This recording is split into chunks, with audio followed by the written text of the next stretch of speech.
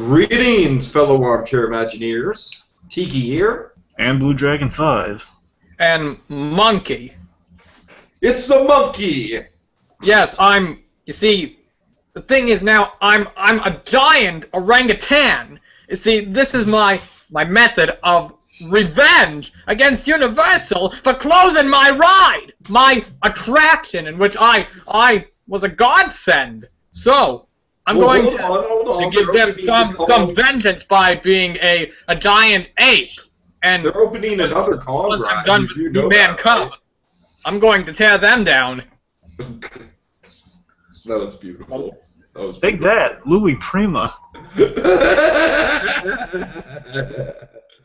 Oh my god. Oh Pennies my from god. heaven. Get out of here, Prima. Someone else is walking in. Roll bananas for me. Okay, so gentlemen, it's been a long time coming. This has been a hyped up event. I honestly haven't been this hyped up for a trailer since Jurassic World, which was about a year or so ago, so it's the most hyped up trailer for me in a year. But in all seriousness, folks, this might be my most anticipated movie of 2016.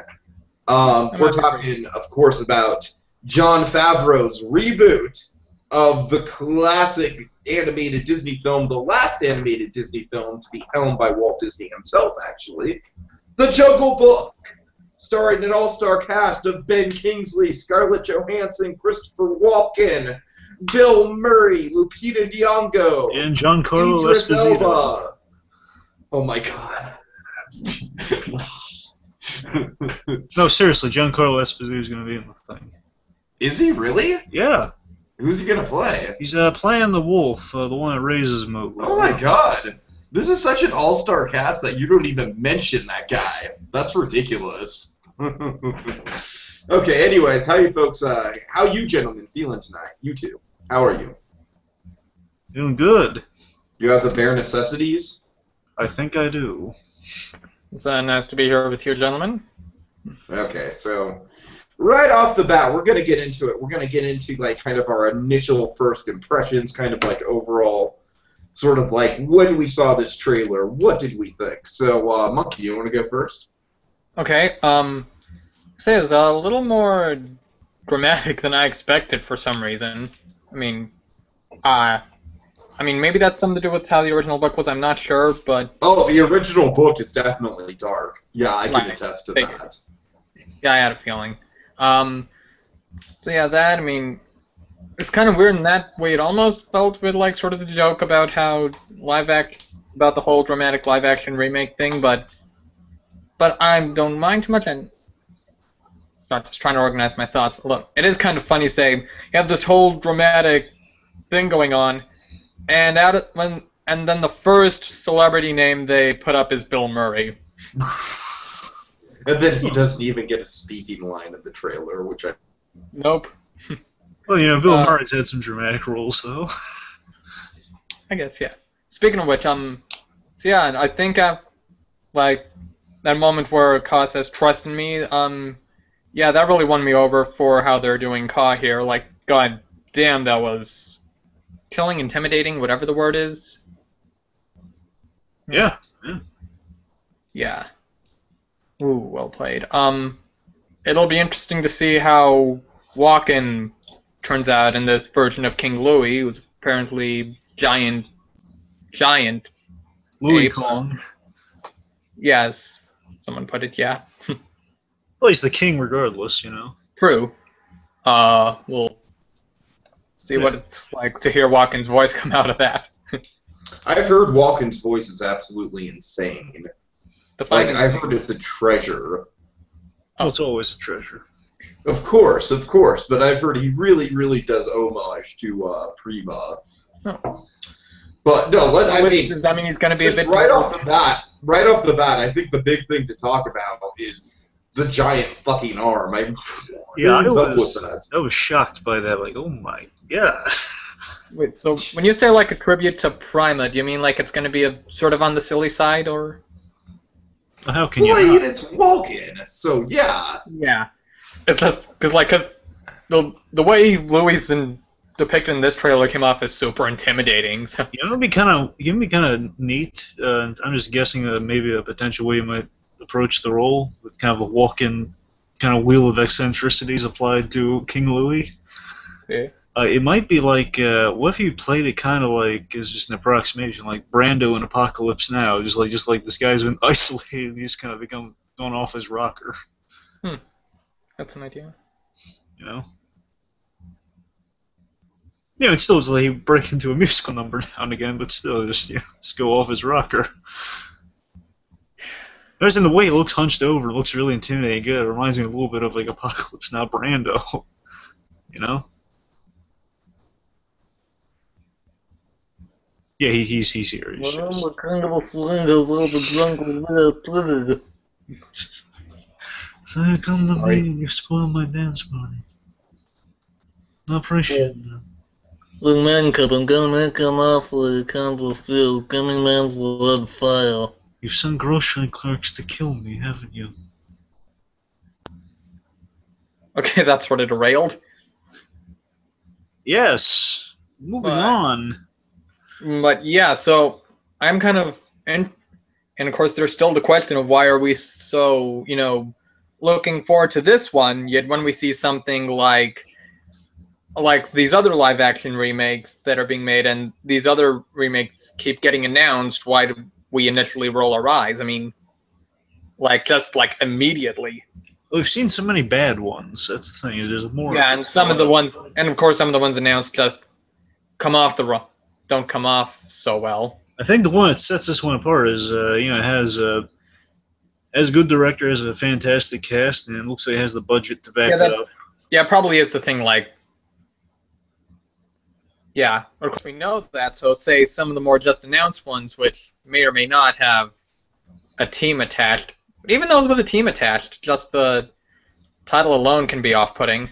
I mean, look at Cinderella. Cinderella had a good director and a decent cast. I mean, still, it was okay. It was amazing. Cinderella is good. I think Cinderella kind of grows on me the more I think about it. Yeah, that's the thing. It wasn't bad or anything. It was okay. You kind of go. I think you can agree it was certainly a step up from Maleficent, if anything else. Oh yeah. Oh yeah. Oh yeah. Okay. Anyway, so Tiki, we were talking about the history of the live action ones and just like how you have the right pieces in there. Have you gotten to Poppins yet? I didn't mention it by name, but I was kind of alluding to it. Okay, you want to go there? You want to get into that before you leave, Monkey? Yeah. So yeah, breaking news, folks. So it looks like a face palm? Yes, that was a face palm. Lying. Well, hopefully it's not a giant Louis-sized face palm, so take your head clean off. Seriously. Louis' giant hand is going to be a running gag on this channel. Guaranteed. It's very well. It's not going to be a success. It's not going to be as good as you. Are you rushing or are you dragging? Hey Mowgli, are you rushing? Or are you dragging? Well, that does drag. I'm going to hit you with my giant flipping hand. It's going to hurt. And you won't be singing bare necessities for long. Oh god. Oh god. Ah. Okay. Okay. Sorry. So yeah. So. The Poppins. This does not need to exist. No, it does not. Probably not. So the news officially sounds like it's going to be either a sequel or a reboot of Variety.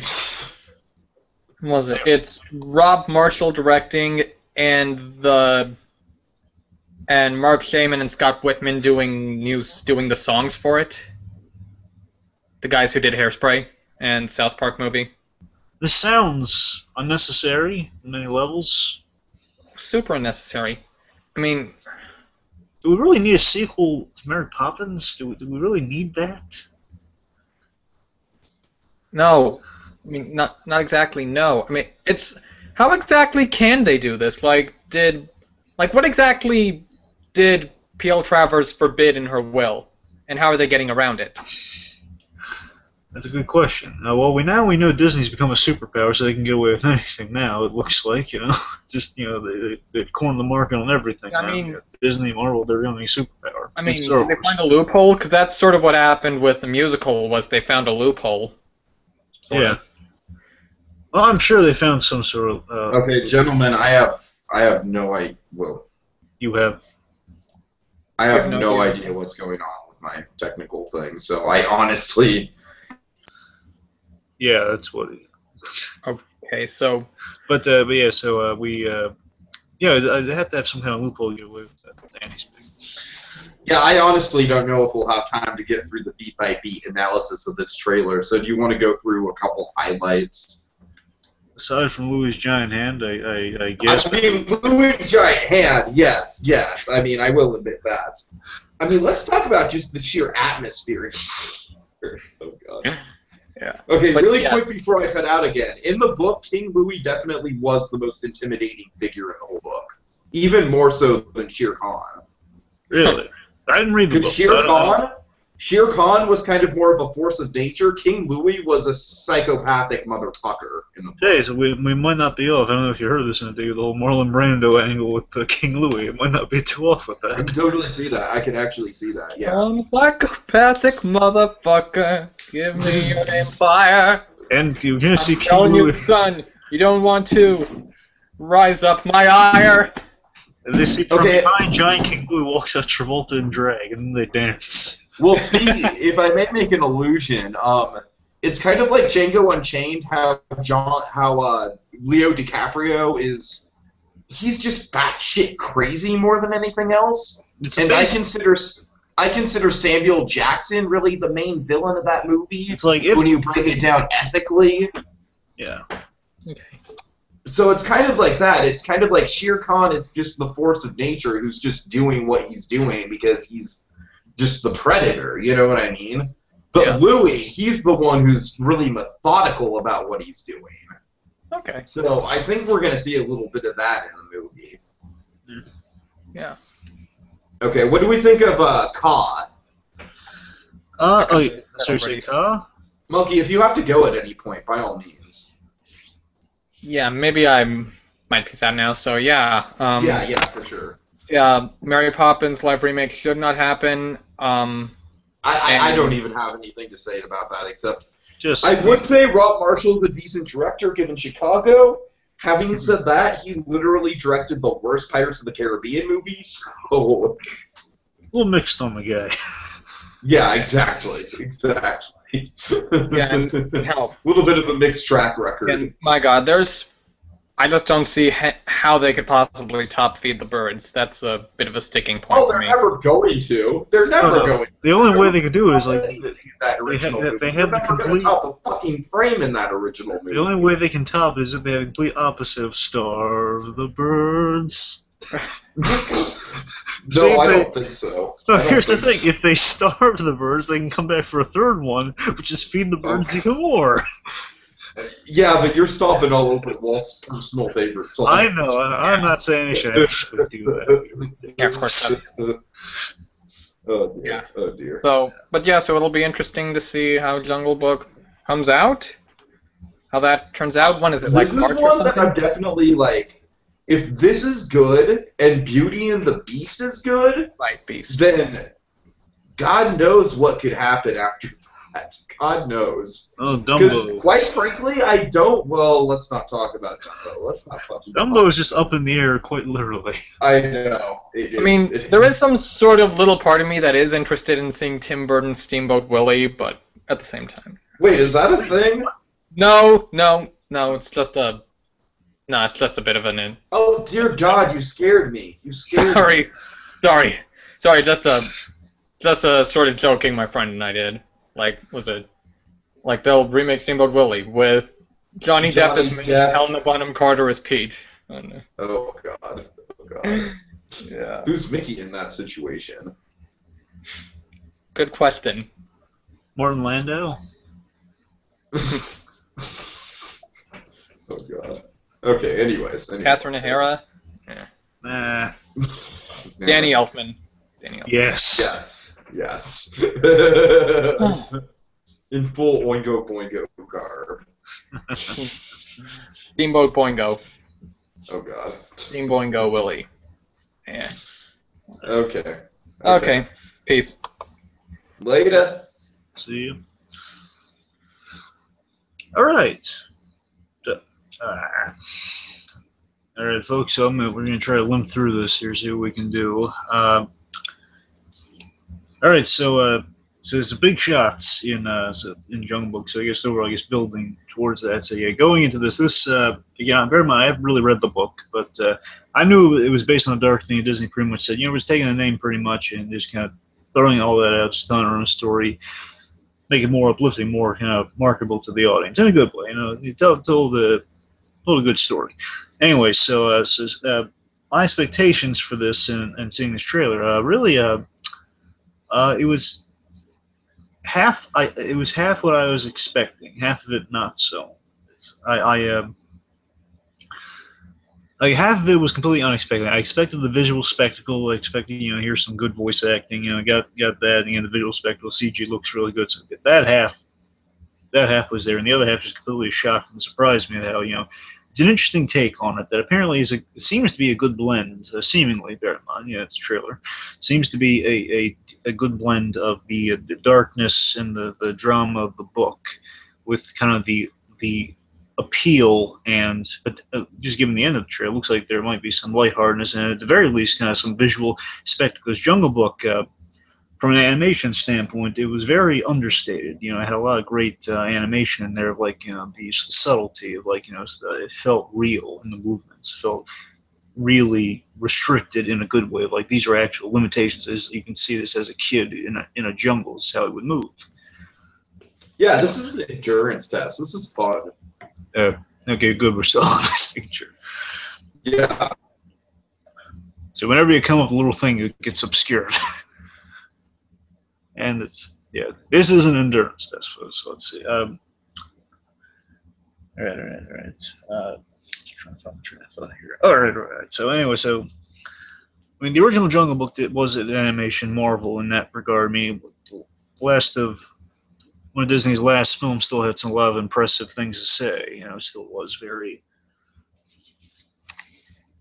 It was impressive from a technical level, but also importantly, it was impressive from a story perspective, because it pretty much was a clean-cut story. Again, ideally, it was kind of scrapped out almost entirely, and a new story put in there, and just it kind of became its own thing. And I think John Faverau has mentioned when he was going into making this film that is really inspired by the animated film. So he's going for something as iconic as the animated film, but I guess a lot of the book's tone in mind. So that's giving it kind of a cinematic in a different way. It's basically making it feel different from the animated film, but hopefully into a classic with the John Faverau flourish over it. Hello? Tiki. And he's still with us in spirit. So, okay, let's see. So anyway, overall, what I'm saying is, there's more action-packed than I expected to be, and it's interesting how they are building towards the reveal of how the characters will be speaking with the human actors, how they're going to pull it off. Well, how do you think they pulled it off, given the footage? Well, yeah, that's the interesting thing. It's I love how they have this build to it. It's throughout the whole thing, you hear the voice acting going on, and you're thinking oh, how's it look, and then you finally see it. You build to it intentionally. The car, the Scarlett Johansson's car. Again, it's not enough to go on quite yet, but it looked good, interesting. Again, these are really realistic looking animals, which is what you want. And they're like Rise of the Planet of the Apes style. That's what I'm saying. Looking animals, which is great.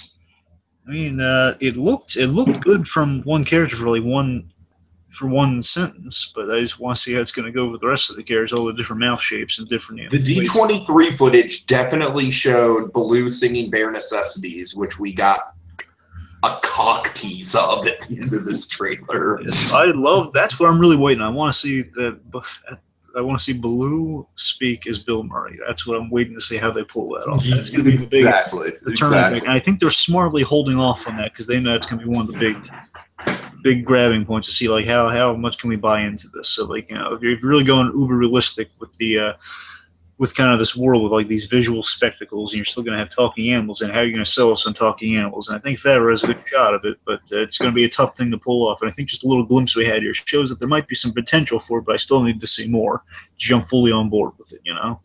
The folks at D23 definitely got to see walk and talk and everything, and that was actually at the very end of the 4-minute trailer. So keep in mind, from what we've seen, literally there's basically a whole other trailer's worth of footage that the D23 people still saw. I'll tell you what I'm kind of hoping they're doing with the voices. I'm hoping that it's going to be with they have a character like Walk, and again, I don't mean to just keep harking back to it, but if they do kind of a Brando-esque kind of mystery build to him. If it is like he's speaking in shadow, they really build like, the literally like the Jabba the Hutt of this movie. Yeah, and like obviously he shows up in the second act because that's his place in the story. But if he is in that shadowy temple, wouldn't it be cool? Because just looking at that set, it looks like there's gonna be like a lot of shadow in there. What if he's like speaking like you don't know? You're still building the reveal of like what it looks like when he's talking. Well, I mean, as soon as you hear him, you're gonna know who the hell he is. But I can imagine just raspy walking coming out of that dark. And you see the gigantic fucking arms. Yeah. So, who are you? You can help me make man's red. Hand me a lemon. Give me a lemon. So a couple quick things here I want to bring up. A, it definitely looks like there's some shots that are just frame by frame out of the movie. I think the waterfall shot in particular. What do you think about that? Oh yeah, like I mentioned, I don't know if probably while you were gone. Faverau, he was really inspired by the animated movie, as he mentioned in D23. Absolutely. So a lot of that's factored into this movie. So I think he's just trying to make something iconic like the animated film based on what he loved about it, but still bring a lot of the elements of the book into it to make it a little more cinematic, but in a different way. I believe me, I doubt this is going to get as dark as the book, because the book really does take on some dark. I don't know. We'll see. I mean, again, there's a lot of action, and that I was not expecting. It's a lot more action packed. I'm not turned off by that. I'm just saying it's different, and I'm interested by it. I want to see where it's going. I definitely hope it's not a wall-to-wall action fest. I mean, that's kind of what the trailer makes it look like. Having said that, I think a lot of what we see in the trailer is the whole King Louis sequence with the plethora of monkeys. Well, I'll tell you what I think they're going for with this action. I think it's less about just action scene, but more about kid being in a kid who's raised in the jungle, and he grows up in the jungle, and just you're trying to get you sold on the idea of like a cautionary tale, like if you're in the jungle, the dangers that await you. I think that's what the actions really epitomize, especially the standout moment for me in this trailer. I thought was the coolest part of this trailer. I love it. Let me guess. When Shere Khan is lunging at him, and he kind of jumps into that valley, and Bagheera. Oh no, I'm thinking when they build up to that too. Particularly, I love it when Bagheera saves Mowgli in that trailer. That's awesome to me. And that's a scene that if I remember correctly, is just straight out of the movie at all. Yeah, that's what I'm saying. That completely caught me off guard. I was like, oh my god, that's awesome! Just Bagheera saving Mowgli like that and doing it in front of Shere Khan, who from the animated movie again apparently might go differently based on the book I'm hearing. Okay, well the animated movie, keep in mind, Shere Khan literally doesn't even show up until the third act. I know, but however, there were some scenes in this that suggested that the animated movie showdown between Mowgli and Shere Khan with the fire around him and everything. We're definitely going to get that showdown for sure. Plus, we're going to get the beetle vultures. I don't think we're getting the beetle vultures. I don't think we are either. But I'm wondering, though... it'd be great if we had vultures. I mean, they don't have to be the beetles, but just have the vultures be there. So tell me something, what's the deal with Louis' role in the book versus the movie? How's it different exactly? So there's a bigger... Well, in the book, I mean, you're pretty much spot on. He's essentially the Jabba the Hutt of the jungle. He's essentially the gangster. Okay. So he's got this whole organized syndicate of monkeys and everything, and he's got a whole basically he just rules this whole gangster level kind of organized crime unit of monkeys. Do you think? Oh, okay. So it's like a bunch of not just pickpockets, but his whole network of criminals. Exactly. Yeah. It's a whole network. Yeah. Okay. Let me run this by us. I don't know if I'm off on this because I don't know how it goes in the original book. So is it Mowgli falls into Louis' hands and he wants to in a way sell him to Shere Khan so they can just hand him over to be in good faith with Shere Khan?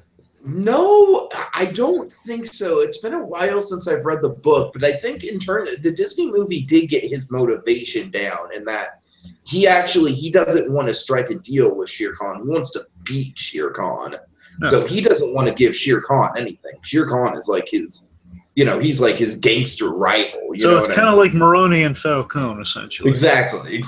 Okay. But like I said, Shere Khan is just more naturalistic, like predator, and King Louis is much more kind of like Joker style, like madman with a crazy scheme. Right. Oh, that sounds so cool. It is pretty cool. We saw a bit of the Elephant Patrol, the slew of elephants. That was one of my favorite shots. That was definitely one of my favorite shots. Oh, yeah. And again, I told you that Bagheera saving Mowgli bit was nice. And also, I love it's another little bit in there. With, I really do like Bagheera from the original animated movie. It was great. But it was really sweet when you have young Mowgli looking at Bagheera. Mm-hmm. Really nice, really nice. Oh, I have we never really got to this, but what is your overall level of nostalgia for the original movie? Well, it's one of the VHS tape ones. I've mentioned kind of like a library of VHS tapes. It's in there. It's really unique. It's visually, it's such an understated, brilliantly animated movie. It really is. It's Frank Thomas, Ollie Johnson work at its finest in that movie.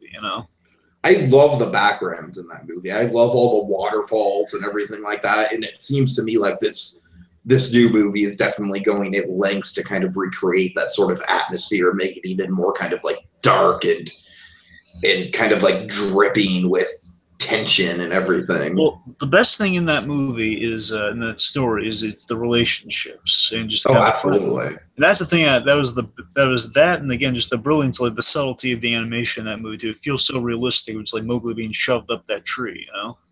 Also, it was arguably the first animated project in history that really used its voice cast to its advantage in terms of they crafted the characters around the voice actors and not the other way around. You know what I mean? Yeah. Like they had Phil Harris, Louis Prima, George Sanders. I forget who played Bagheera, but I'm sure he was a really classy guy. Of course, George Sanders, for those who may not know, Mr. Freeze from one of the Mr. Freezes from the 60s Batman show, as Shere Khan, most intimidating character in that movie. Of course.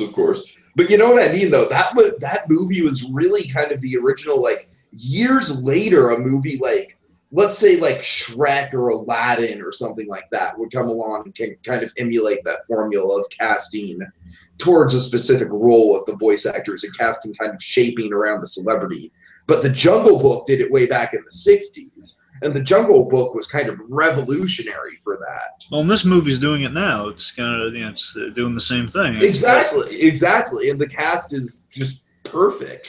Scarlett Johansson, they are changing things up. So, for example, two main notable ones I could gather, and again, I don't know how it goes in the book, but from the movie, from my recollection, it's the snake is Winnie the Pooh in the anime. Sterling Holloway, of course. And now it's Scarlett Johansson. I think the way she plays this character works fine for that's almost seductive character of just drawing in, but still just that there's a friendliness there, but there's danger underneath it, though. It's there's a friendliness. And that's exactly how Ka was in the original. Exactly. So she sounds like she's a poor sweet little cub.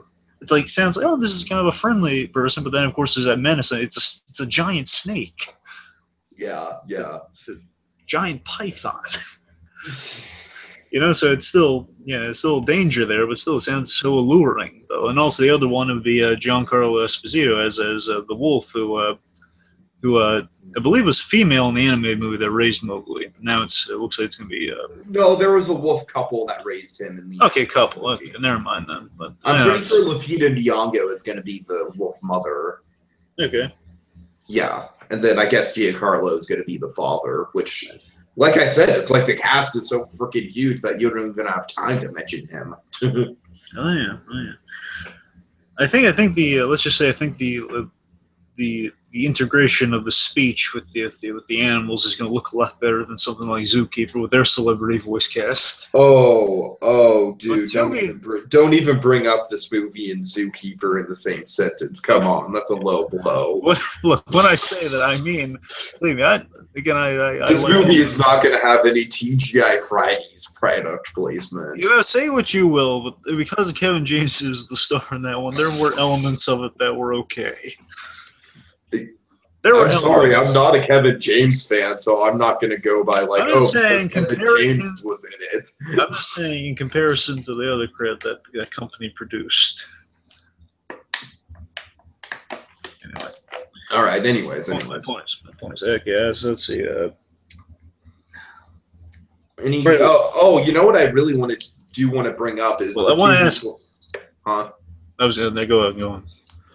The kid who plays Mowgli. Now at D23, all the production crew was just touting this kid as just like, he is basically like the original Mowgli animated character come on screen. And I think you can really get a sense of that in this trailer. I think he really emulates all the characteristics and all kind of the body language and everything of the original character. And look-wise, it's spot on. They've got that freaking like red loincloth straight out of the animated film. It's, you know what I mean? It really does feel like this film is definitely going to be darker.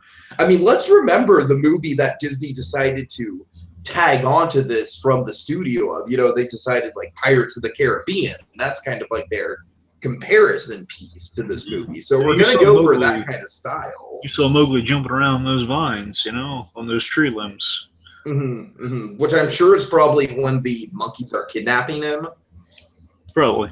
Yeah. So there's two bits of this. There's two bits of this Mowgli. I wonder if they're going to adapt in the movie somehow. One, I wonder if they're going to have the bit where it's like the most involved bit when you're a kid watching the anime movie. Bit where you kind of see counts. Shere Khan gives him a count of 10.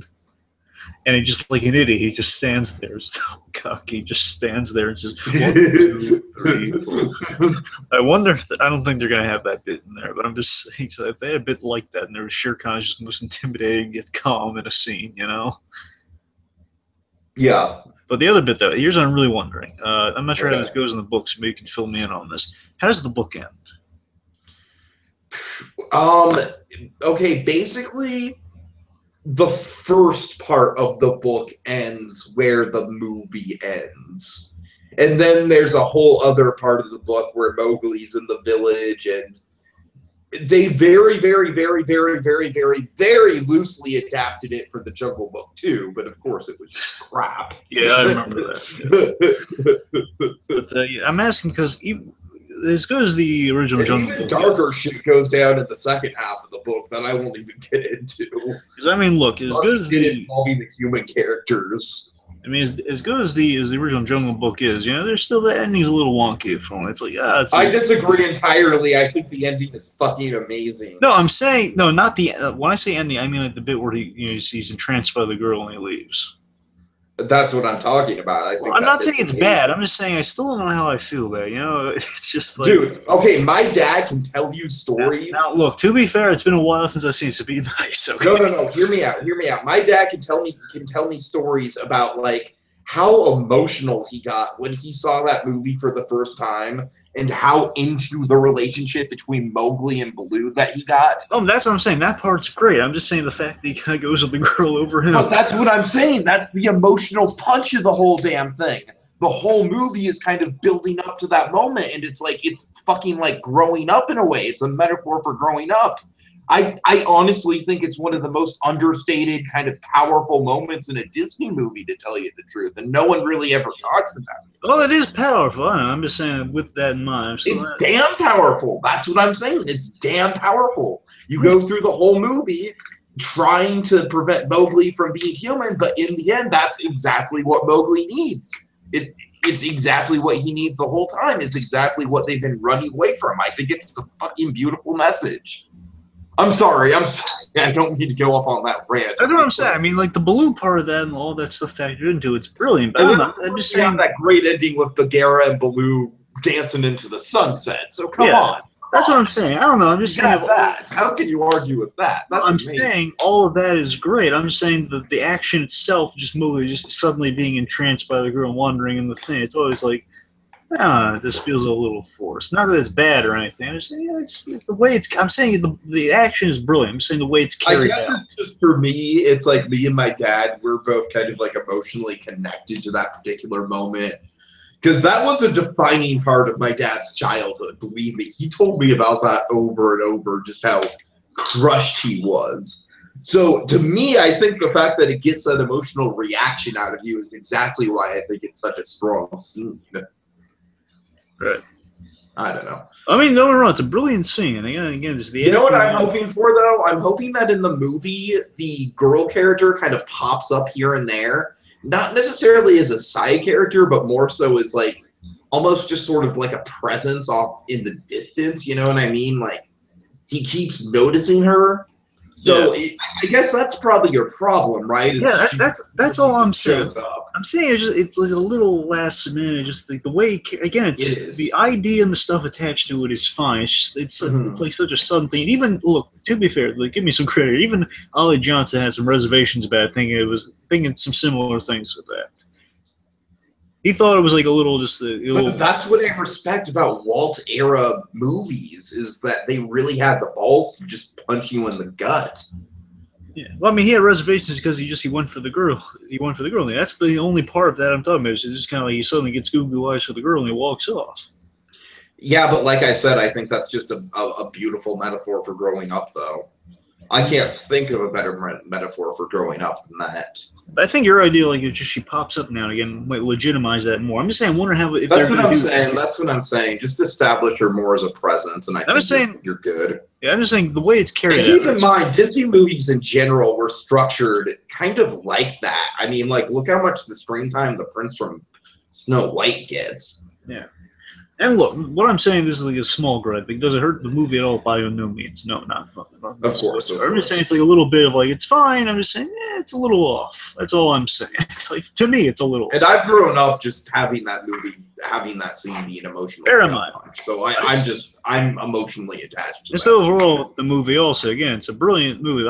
It's not like I watch it a lot either. So I'm just saying it's my memories of it. I still got nostalgia for it, which is what started us on the movie. Okay, I remember my parents actually taped, like they used to tape movies from like I think either the Disney Channel or probably more likely the ABC airings of the Disney movies on Wonderful World of Disney. And so they tape a VHS, and the VHS could fit like 3 different Disney movies on it. And I believe we had a VHS that had Little Mermaid, Rescuers Down Under, and Beauty and the Beast. And then we had one with The Lion King, 101 Dalmatians, and then The Jungle Book. And I remember out of all of those, and keep in mind, it'd just be the VHS would just go like play one movie after the other after the other.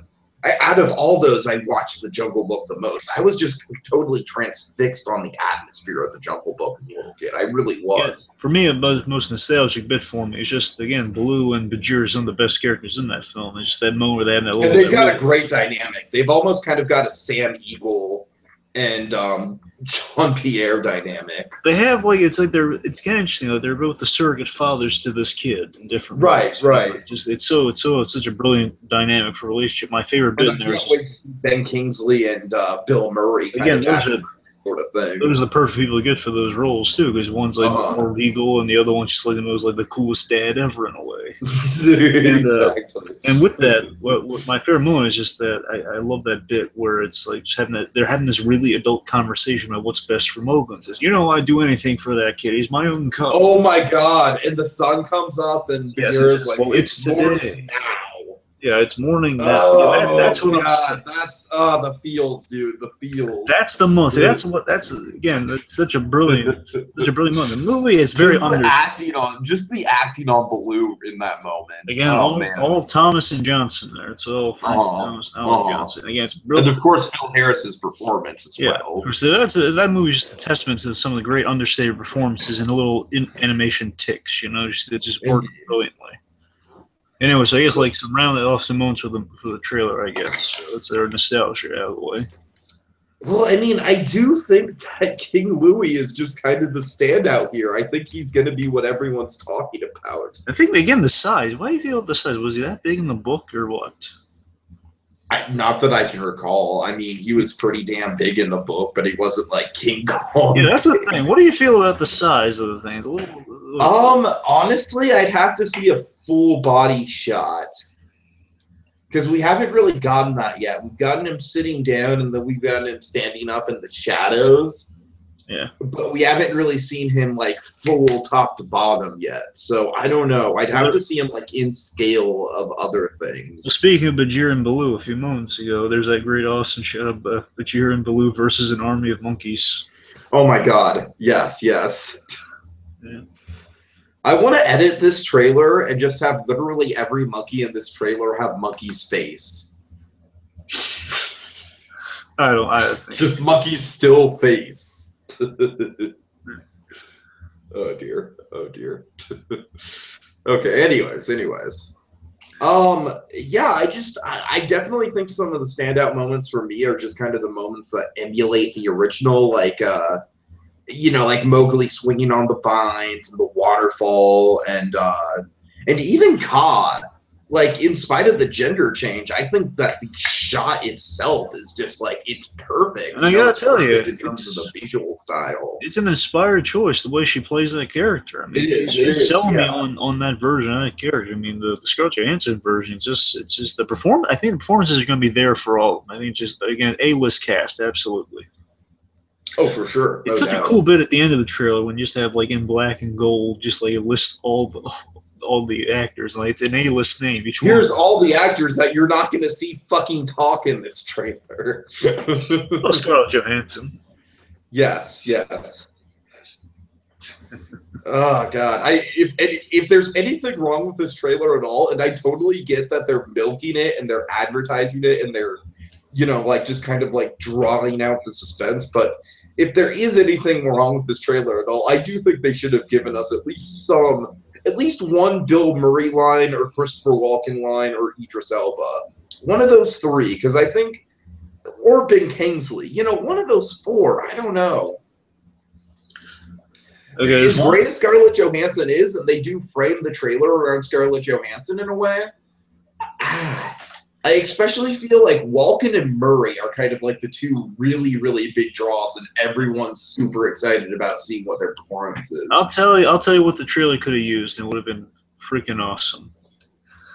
Had it that great moment in the trailer when Bagheera tackles Shere Khan, if he let out kind of one of the classic things Bagheera constantly says throughout the whole movie, but through Ben Kingsley's voice saying, "Mowgli, run!"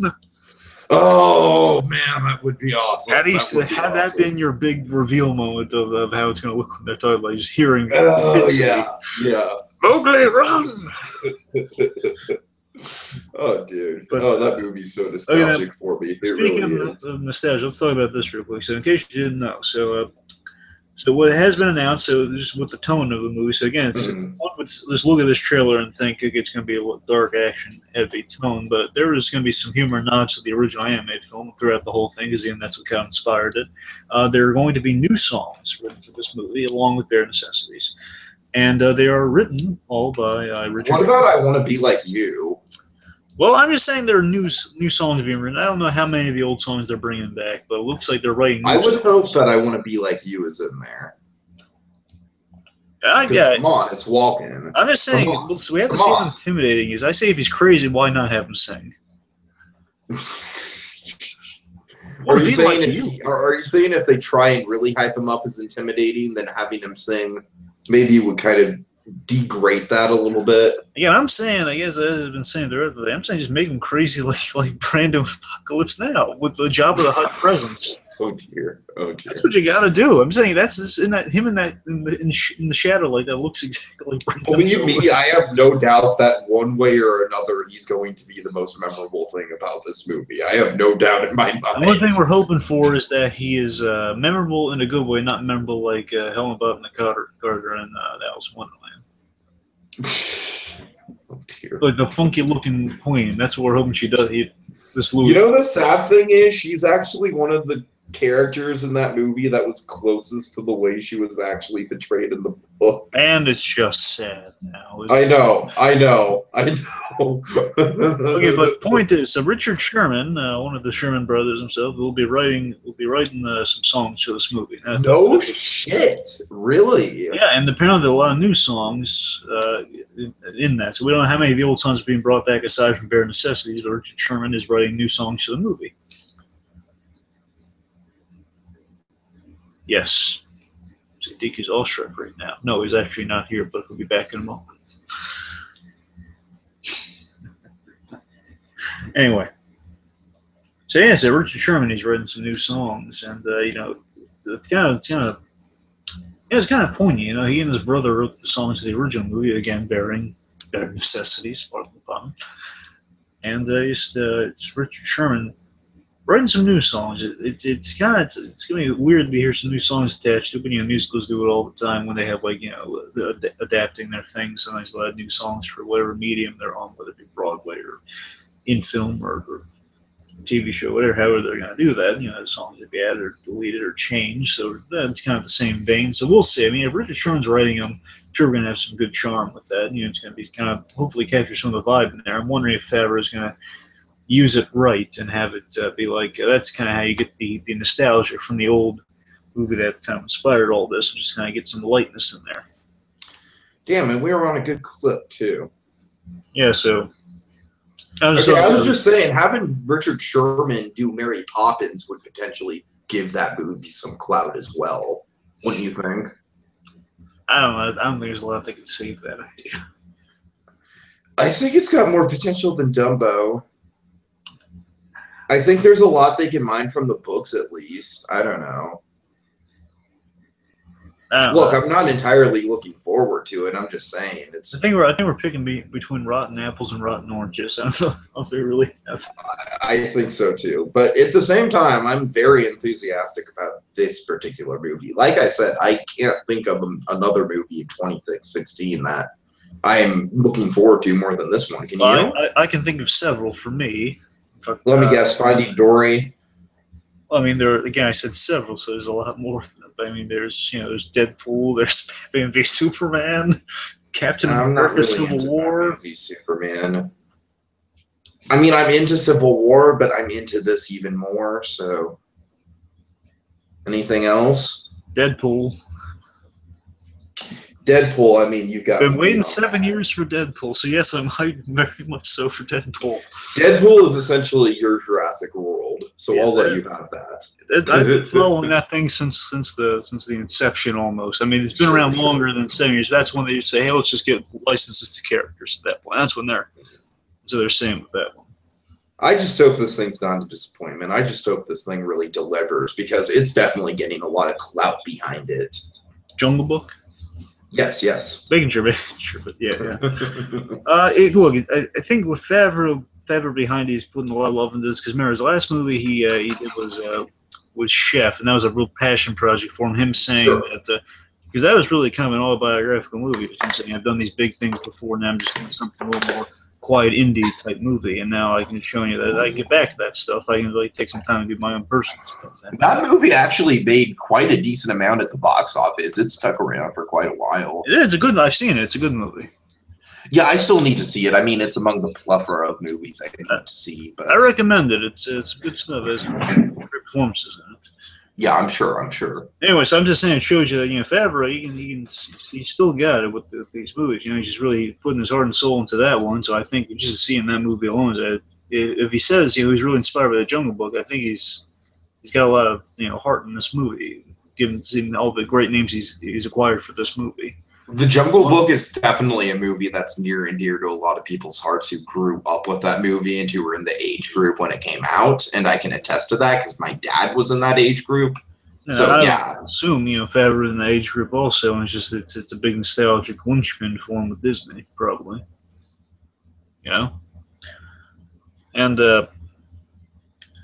And yeah, I mean, he's not taking this lightly. I mean, he's a big deal to him, and he's passed over. We can assume some other movies. Like I'm not sure how it went with Iron Man 3. I forget if he took.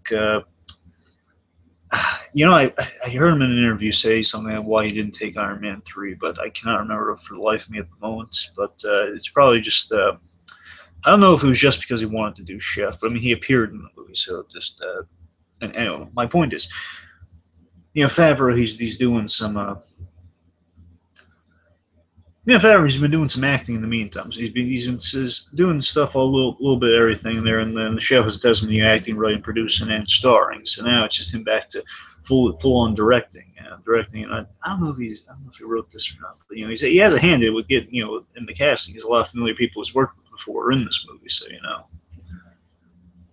there's some big names attached to that with the, you know, the Favreau vibe. It could be good. That's what I'm looking forward to the movie. Also, I still need to be a little sold on it with some of those. I want to see how it all comes together a little more in the trailers. You know, it's a little more of the talk, and I think I'll be fully sold on it. So I'm going into this one blind. I think. I don't know. I got some expectations. Just the name attached and the cast attached. That's the big drawing point for everyone. They see those names and they see that director. You know, in the trailer it says, you know, from the man who brought you Iron Man. So I think I'm with the consensus in that. You know, I just compared to a lot of the other live action Disney movies, this shows the most promise. And I know Tiki's bouncing off the walls for it. And you know,